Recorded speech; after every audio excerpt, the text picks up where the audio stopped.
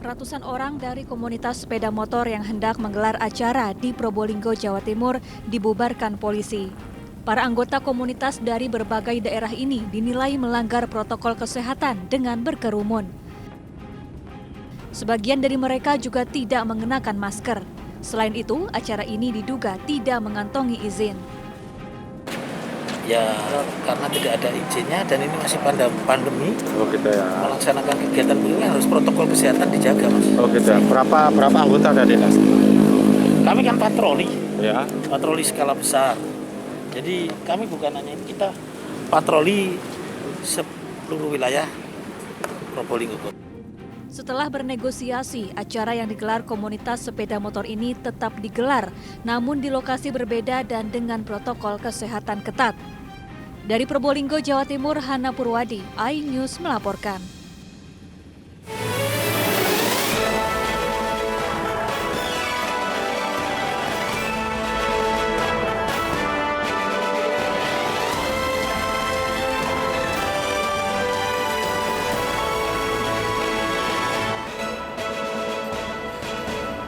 Natal dan Tahun Baru Bandara Soekarno-Hatta padat.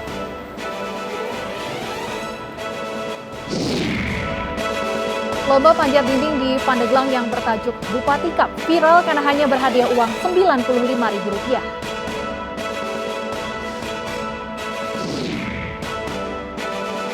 Mandailing Natal dilanda banjir, warga terpaksa mengungsi.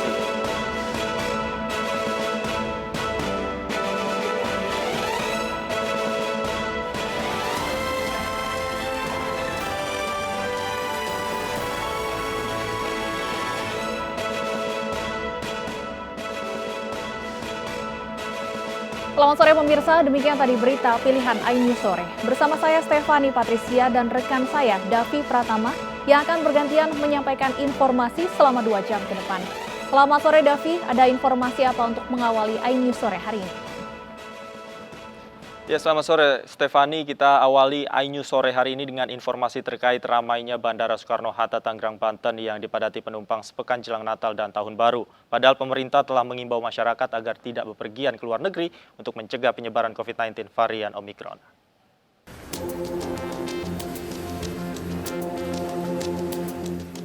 Ribuan calon penumpang pesawat memadati Bandara Internasional Soekarno-Hatta Tangerang, Banten. Mereka hendak melakukan perjalanan baik domestik maupun ke luar negeri. Sepekan jelang Natal dan Tahun Baru ini, jumlah penumpang meningkat 30%. Pihak bandara pun memperketat pemeriksaan dokumen kesehatan para calon penumpang. Mereka juga diminta menerapkan protokol kesehatan secara lebih ketat. Sebenarnya tetap waspada ya, tapi dia tidak menjadi ancaman untuk kita. Karena kalau terlalu kita merasa terancam, akhirnya takut untuk beraktivitas. Harapannya bisa selesai pandemi ini agar kita masyarakat di Indonesia bisa melaksanakan aktivitas seperti awal kembali. Sebelumnya, pemerintah mengimbau masyarakat menahan diri agar tidak bepergian ke luar negeri. Hal ini demi mencegah penyebaran varian Omikron yang telah masuk ke Indonesia. Dari Tangerang, Banten, Hasnugara, iNews melaporkan.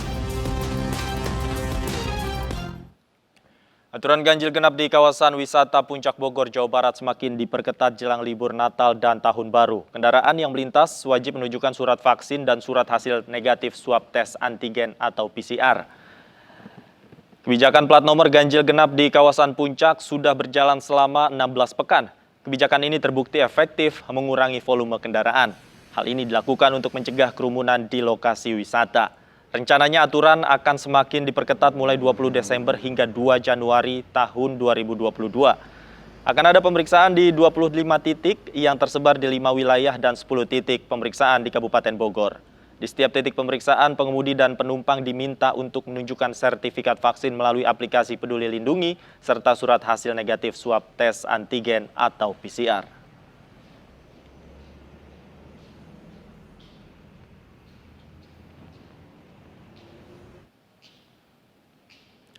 Dan untuk mengetahui situasi terkini di kawasan wisata saat akhir pekan, kita telah bergabung dengan rekan kami Rizka Dior dari kawasan Cisarua, Kabupaten Bogor, Jawa Barat, dan Nadia Raisa dari kawasan Ancol, Jakarta. Kita terlebih dahulu ke kawasan Puncak bersama Rizka. Rizka, jika pagi tadi kendaraan antre menuju kawasan Puncak, bagaimana dengan sore hari ini, Rizka? Ya, Davi dan juga pemirsa, dapat kami sampaikan memang hingga sore hari ini masih banyak masyarakat yang mengantri di jalur puncak. Namun yang dapat kami informasikan memang untuk saat ini di jalur puncak sendiri hanya sedang diberlakukan sistem one way atau satu arah dari arah atas menuju arah kembali ke Jakarta. Dan menurut pemantauan kami pada sore hari ini, tepatnya di tempat posisi saya melaporkan saat ini di Jalan Kapten Harun Kabir atau tepat di pintu utama masuk kawasan Taman Safari Cisarua Bogor, ini di jalan utama besar ini terpantau kendaraan ramai lancar, begitu seperti yang Davi dan juga pemirsa dapat lihat di belakang saya, masih dipadati atau diramaikan oleh berbagai kendaraan roda 4 seperti bus pariwisata, juga kendaraan pribadi yang masih didominasi oleh nomor polisi B dan juga F. Namun tak jarang juga kami melihat ada nomor polisi seperti L, A, T dan juga AB yang masih mendominasi kawasan Cisarua Bogor, Jawa Barat ini. Dan menurut pemantauan kami, memang ini semakin sore, maksudnya semakin ramai begitu Davi dan juga pemirsa. Sehingga dapat kami prediksi ini hingga malam hari nanti memang untuk jalur Cisarua Bogor, khususnya dari arah Puncak Pas, juga ke Gunung Mas, hingga turun ke Cisarua, ke Cimory, hingga ke Simpang Gadok, ini masih akan didominasi oleh kendaraan yang akan kembali ke Jakarta. Dan memang untuk saat ini dapat kami informasikan juga bahwasannya untuk jalur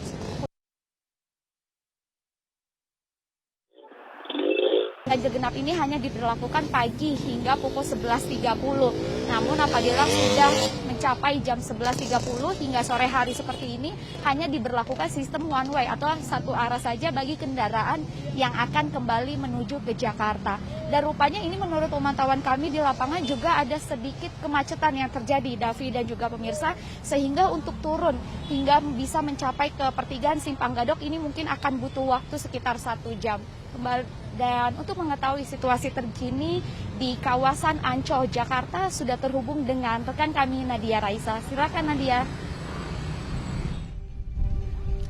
Ya, terima kasih Rizka. Pemirsa, hingga saat ini untuk kawasan Ancol Jakarta Utara cukup ramai dikunjungi oleh masyarakat yang berlibur di akhir pekan. Terlebih lagi sudah memasuki PPKM level 1 di mana total pengunjung diperbolehkan 75% dari total kapasitas.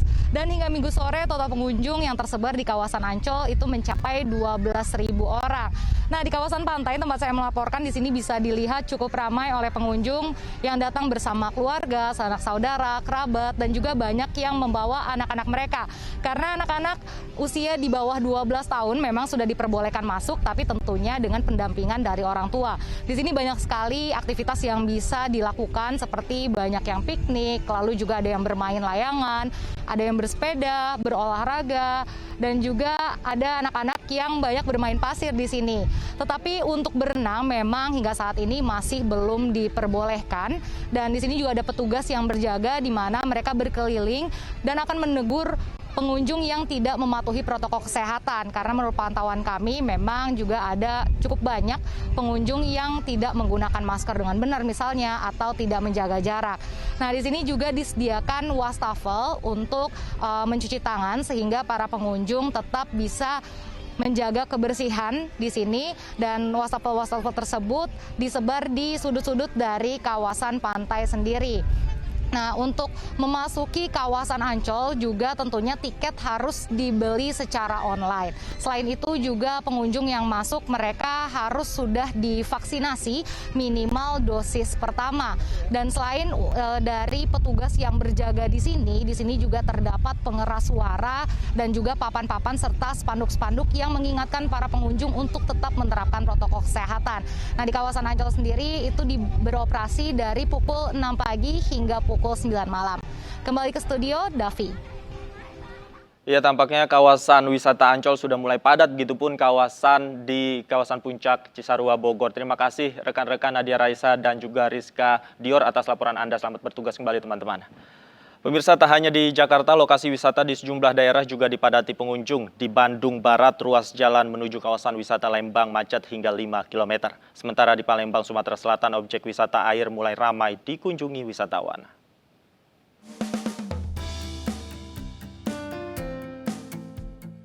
Seperti inilah kondisi ruas jalan menuju kawasan wisata Lembang, Bandung Barat di akhir pekan. Ribuan kendaraan harus antre untuk mengarah ke sejumlah objek wisata. Volume kendaraan yang tinggi didominasi oleh mobil pribadi dan bus pariwisata. Antrian kendaraan bahkan mencapai 5 km. Kepadatan ini diduga karena dilonggarkannya aturan PPKM. Tidak ada penyekatan maupun penerapan ganjil genap kendaraan di wilayah ini. Tak hanya di Jawa Barat, sejumlah objek wisata di Palembang, Sumatera Selatan juga mulai dipadati pengunjung. Salah satunya objek wisata air di kawasan Alang-Alang Lebar, Kota Palembang ini. Untuk mengantisipasi membeludaknya wisatawan, pihak pengelola menetapkan pembatasan kapasitas pengunjung maksimal 50% dan mewajibkan pengunjung yang datang untuk melakukan check-in di aplikasi Peduli Lindungi. Teman-teman lihat dari awal kita juga sudah menyediakan untuk scan Peduli Lindungi, dan di dalam dengan kapasitas kita sebenarnya secara optimal itu kita punya kapasitas 3.500. Tapi saat ini kita batasi pengunjung kita hanya di 1.500. Ya tetap dengan protokol kesehatan ya, jaga jarak iya, tetap nggak beli makanan yang sembarangan, terus pakai hand sanitizer, terus kita juga selalu kayak gitu. Pelonggaran aturan PPKM sejak bulan Agustus lalu berdampak pada mulai meningkatnya kunjungan wisatawan di sejumlah tempat rekreasi. Meski demikian, pihak pengelola diharapkan tetap disiplin menerapkan protokol kesehatan, salah satunya melalui pembatasan jumlah pengunjung. Tim Liputan iNews melaporkan.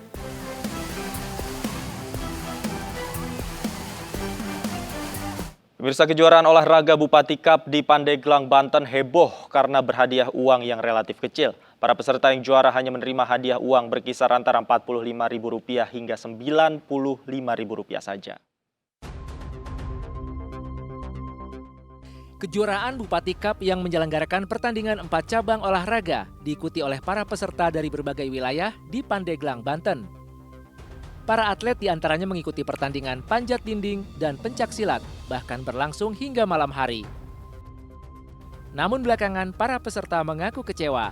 Pasalnya, hadiah uang yang didapat ternyata jauh dari yang diharapkan. Untuk juara pertama, para peserta hanya mendapatkan uang Rp165.000. Sedangkan juara 2 dan 3 mendapatkan uang pembinaan sebesar Rp95.000. Sementara pemenang juara ketiga untuk cabang olahraga pencaksilat mendapatkan uang pembinaan sebesar Rp45.000. Sontak hadiah yang relatif kecil ini pun menjadi viral di media sosial. Sejumlah netizen kemudian berkomentar dengan menyinggung akun Bupati Pandeglang Irna Narulita. Ya, yang 95.000 mah ya belum bisa membayar apa yang dia udah usahakan sih. Jadi dia bekal dia dari sebelumnya kan udah latihan dari bekal dari mana gitu. Jadi ya harusnya gitu hampir ya lumayan lah semestinya gitu kan dari Dispora. Sementara Dinas Pemuda dan Olahraga Kabupaten Pandeglang, Banten belum memberikan penjelasan secara resmi terkait kehebohan hadiah Bupati Cup yang dinilai sedikit. Dari Pandeglang, Banten, Iskandar Nasution, iNews melaporkan. Jenazah pasangan kekasih korban tabrak lari di Nagrek, Kabupaten Bandung yang jasadnya ditemukan di Jawa Tengah dimakamkan. Kami segera kembali, tetaplah di iNews Sore.